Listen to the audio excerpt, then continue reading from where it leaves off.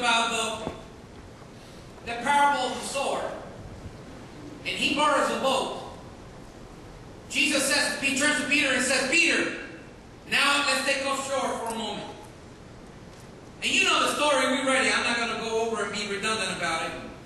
But it says that when they saw the miracle that Jesus had done, by having such a big catch, the first reaction that Peter has is, he tries to pull away from Jesus. And says to Jesus, Jesus, get away from me. I'm not worthy because you are a holy man. In other words, I'm not worthy of such a big blessing. What you just did doesn't make sense. Perhaps they had gone around the very same place where Jesus told them to cast their nets. Maybe 2, 3, 4 times. And they had come up empty. And the first reaction from this man is, get away from me. I don't deserve you. Jesus says, come down, son. Don't be afraid. Calm down. You see, whatever you and I do, identify what are your strengths. Identify for a moment what are the best skills that you have. What's your knowledge base? What are you knowledgeable about? What are you good at?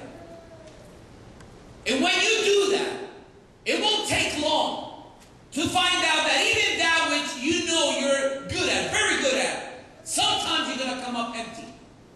Sometimes it's not going to come out like you wanted it. Sometimes it's not going to produce what you expected to produce. Before the catch, Jesus says, okay, let's go offshore. We have a catch. We have some fish to catch. Peter says, Jesus, you know what? We've been working all day, man. We haven't been saying jokes and drinking coffee all night. We've been busting our chops. We got nothing. But then he says the most important sentence that he could have said. He says, but because you say it. But because you say so, we're going to do it.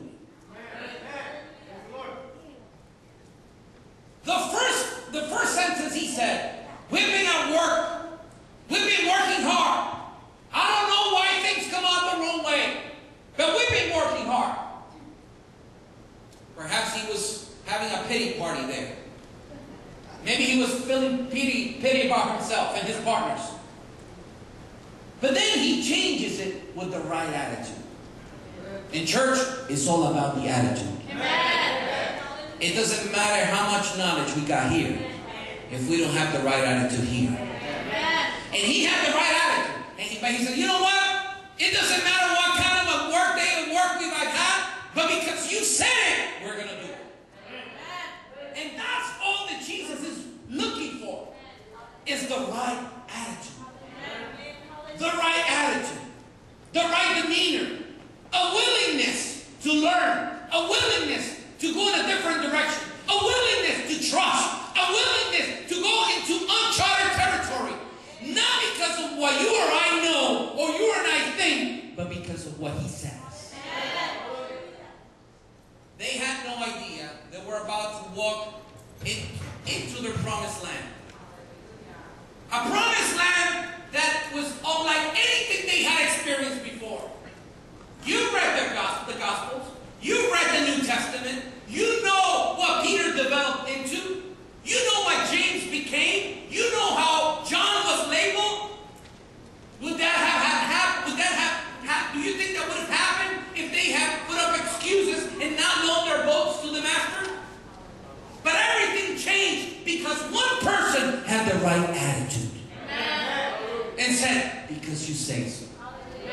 And you say with me, God, because you say so. God, because you say so. That's a change of attitude.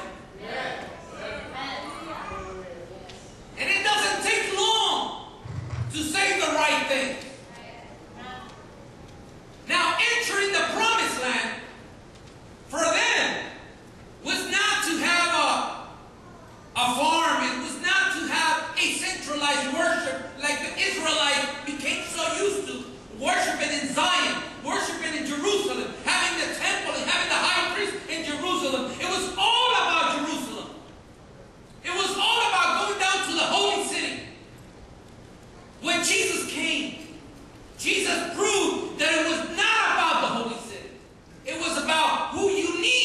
can come through the Holy One who calls you. Now, I don't want to get too excited because I'm wearing a suit and I feel so overdressed. But Pastor David told me that we're going to have the AC on this morning. So, he calls these men and says, throw it to the right side. He could have said throw it to the left side. Maybe Jesus was right-handed.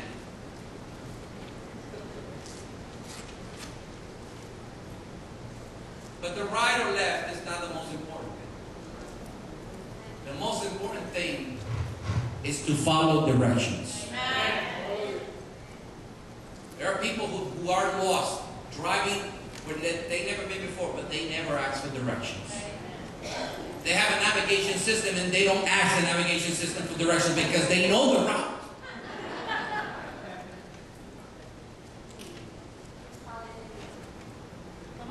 Now, to give up their boat as a loaner to a preacher is one thing. But to see a miracle and leave everything behind after that miracle is a different thing.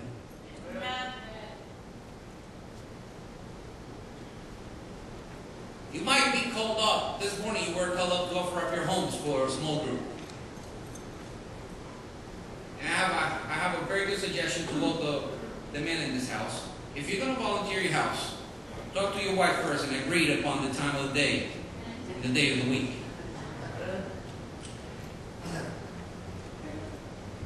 But you were called up this morning to offer up your home for a small group. And I want to say that Peter loaned his boat to Jesus so he could give a preaching. And because he did that, Jesus came back and said, I got something else for you, boy. I'm going to make you earn in one catch what you can't earn in 1 month.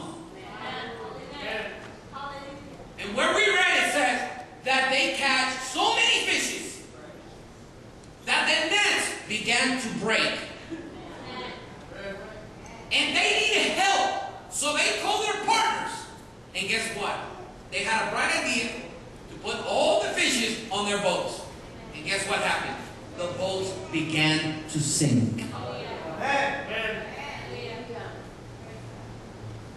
Maybe they jumped and they said, oh my God, we're rich. We hit the lotto, we hit the jackpot. We need to bring this man to our partnership more often. Maybe they reacted that way. But the catching of the fish was not the most important element of the story.